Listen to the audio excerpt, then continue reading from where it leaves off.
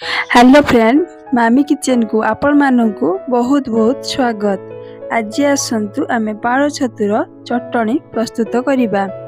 एही पाଳ छतुर चटणी बहुत स्वादिष्ट होता है एवं एही चटणी को जदि आमे गरम भात किंबा पखाल सहित खाऊचे तेबे बहुत भल लगी थाए। यही पाଳ छतुर चटणी मध्य भारी स्वादिष्ट होता है। यही चटणी सहित जदि आमे पखाल खाऊचे तेबे खाइला बेले जानी परिबानी हमर पखाल सरी जाइतिबो। तेणु यही चटणी देह पाई मध्य बहुत भल, कारण एथिरे तेल अधिक व्यवहार नै किंबा मसला मध्य एथिरे दिया जाउ नै। जेहेतु यही चटणी रे हमर कंचा प्याज, रसुण एवं कंचा लंका एवं कंचा तेल दे चटणी प्रस्तुत होउची, तेणु यार बास्ना मध्य बहुत भल एवं स्वाद मध्य बहुत भल। तेणु एही भाबरे छतुर चटणी प्रस्तुत करंतु एवं भात किंबा पखाल सहित खांतु भल लागिवो। एबे आसंतु आमे सेही पाଳ छतुर चटणी प्रस्तुत करिबा। प्रथमे मु 5टी पाଳ छतु नेची। चटणी प्रस्तुत कला बेले आमे छतु फुटीथिबा छतु को नबा नहीं, कढ़ छतु नेले टेस्ट अधिक लागे। एबे छतु को भल भाबरे मु सफा करि नेची, कारण छतु गुडी करे अपरिष्कार लागि थाए, तेणु सफा करिकी आमे पड़िबा। एबे आसंतु से सफा करथिबा छतुरे आमे सरिष तेल 4 कड़ लगेई नबा। तेलटी लगेई नेले छतुटी पोड़िबा पई सहज हुए। जे कोनोसी परिबा किंबा छतु को आमे पड़िला बेले जदि सरिष तेल लगे पड़ुछे तेबे भल भाबरे पड़ी होई जाए। एबे देखंतु मु छतु गुडी करे सरिष तेल भल भाबरे लगेई नेली। एबे आसंतु से लगेइथिबा छतु को आमे गैस रे पड़ी नबा। गैस को मीडियम फ्लेम रे रखी आमे पड़िबा यंत्र रे पड़िबा जाली रे आमे छतु को पड़ी नबा। मीडियम फ्लेम रे गैस को रखिली। एबे छतु को पकई देली। एबे मोर गोटे पट हो गलानी, अन्य पट को आमे अलटाई नबा।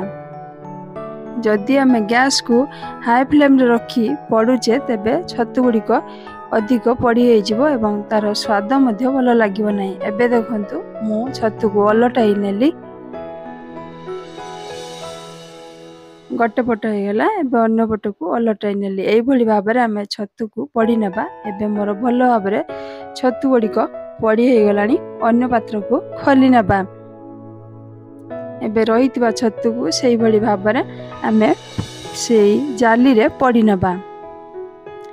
एबे देखंतु मोर छतु पड़ाटी भल भाबरे हेई गलानी। छतुर ऊपर अंश को एभली काटिची एवं तळ अंश को पनिकी साहाय्य रे मु काटी नेची। एबे मोर भल भाबरे छतु पड़ा होई गलानी। एबे सेथिरे किछि पियाज, रसुण एवं कंचा लंका दबा। मु गोटे सान पियाज छोटे छोटे काटी नेची, गोटे फड़ा रसुण काटी नेची एवं गोटे कंचा लंका को एभली काटी नेची। एबे आसंतु सेही छतु रे आमे काटी रखिथिबा पियाज को दबा एवं काटी रखिथिबा रसुण को दबा एवं कंचा लंका मध्ये सेतिरे पकई नबा। मु अल्प मात्रा रे नेची, आपण चाहिले लंकार परिमाण को कम बेसी करि पाइबे। एथे सेतिरे एबे सेतिरे लूण देली। तेल मध्य गोटे चामच सेतिरे देई दबा। सबु चटणी रे एही सरिष कंचा सरिष तेलर बास्ना बहुत भल होइते एवं स्वाद मध्य बहुत भल लागे। एबे आसंतु से चामच साहाय्य रे किंबा हाथ साहाय्य रे आमे से छतु को चकटी नबा। भल भाबरे चकटी नै पियाज, रसुण एवं कंचा लंका को भल भाबरे मिसेई नबा। जदि सबु भल भाबरे मिसी जाउची तेबे चटणीटी भल भाबरे प्रस्तुत हेबा एवं बहुत भल लागिवो मध्य। जदि मो वीडियोटी आपनकु भल लागे तेबे लाइक एवं सब्सक्राइब करिया को भूलिबेनी। एबे मोर पाळ छतुर चटणी भल भाबरे प्रस्तुत होई गला। जो माने तेल मसला को एवॉइड करथिबे से माने एई बळी भाबरे छतु को पड़ी चटणी प्रस्तुत करी खांतु, बहुत भल लागिवो। एवं केमिति लागुची कमेंट बॉक्स रे लिखि निश्चित जणांतु। वर्तमान पई रहउची, पुणी देखा हबो नुवा वीडियो नुवा रेसिपी सह। जय जगन्नाथ।